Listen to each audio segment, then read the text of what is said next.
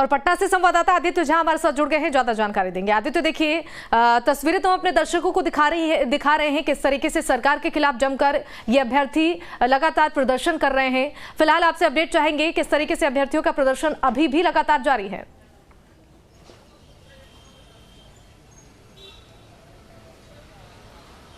देखिए शिवानी, जो 7वें चरण की नियुक्ति को लेकर के सीटीईटी और बीटीईटी के जो अभ्यर्थी हैं पिछले 3.5 वर्षों से पटना की सड़कों पर हैं।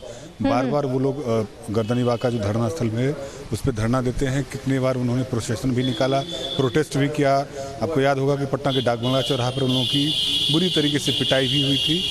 इस बार फिर से वो अपनी 7वें चरण की नियुक्ति की मांग को लेकर के 7 दिनों से यहाँ पर अनिश्चितकालीन आंदोलन पर आए हुए हैं। और अभी भी आप देख सकते हैं कि ये लोग लगातार 24 घंटे यहीं पर सरकार से मांग कर रहे हैं कि 3.5 वर्षों से जो सिर्फ उनको आश्वासन मिल रहा है कि आपकी बहुत जल्दी नियुक्ति हो जाएगी, अभी तक उनकी नियुक्ति नहीं हुई। चाहे वो एनडीए की सरकार हो या अभी महागठबंधन की सरकार हो, दोनों के शिक्षा मंत्रियों ने इनको आश्वासन दिया था। और शिक्षा विभाग के तमाम जो आला अधिकारी हैं उन्होंने इन लोगों को लिखित आश्वासन दिया था कि बहुत जल्दी 7वें चरण की बहाली हो जाएगी, लेकिन अभी तक इन लोगों की बहाली नहीं हुई है।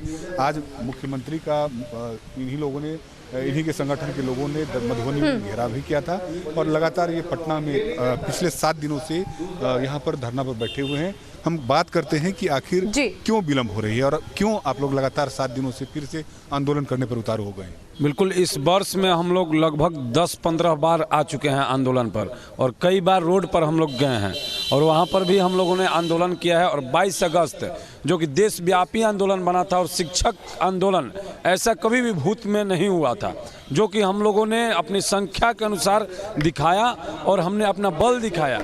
लेकिन फिर भी सरकार नहीं सुन रही है हम लोग की बातों को।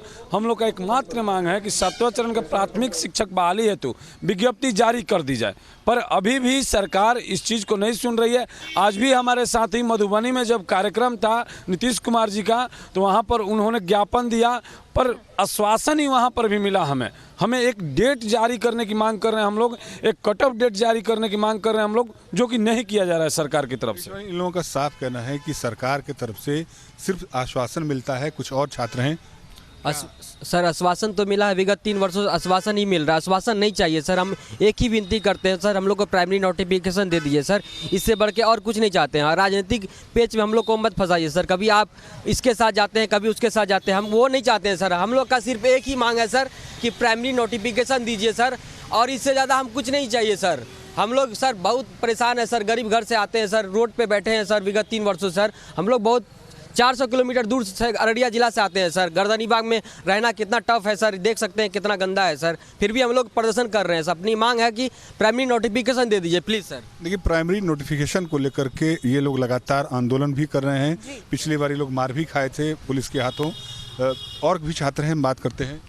देश के अंदर एक प्रधानमंत्री का चुनाव होता है, 134 करोड़ लोगों का वोट सुबह से लेकर शाम तक में गिनती हो जाता है और सारी समस्या का समाधान निकल जाता है और लगभग देश में प्रधानमंत्री बन जाते हैं। 134 करोड़ वोट की गिनती हो जाती है।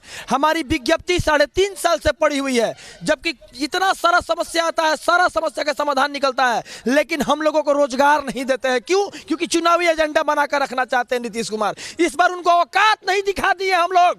सारे शिक्षक अभ्यर्थी तो कहेंगे, अगर हम लोग की जिंदगी बर्बाद करने के लिए पूछेंगे तो हम लोग क्लियर कहते हैं कि जिंदगी हमारी जो बर्बाद हो रही है, आज 3.5 साल से रोड पर उनके राजनीतिक पेच के कारण हम लोग फंसे हुए हैं। और दूसरी चीज कि अगर उनके पास बोलते हैं, बार बार हम कल का डिबेट सुने, बार बार उनके प्रवक्ता के द्वारा कहा जाता है कि अभी 2.5 महीना हुआ, 3 महीना हुआ है। अरे आपका तो 3.5 साल हो गया है।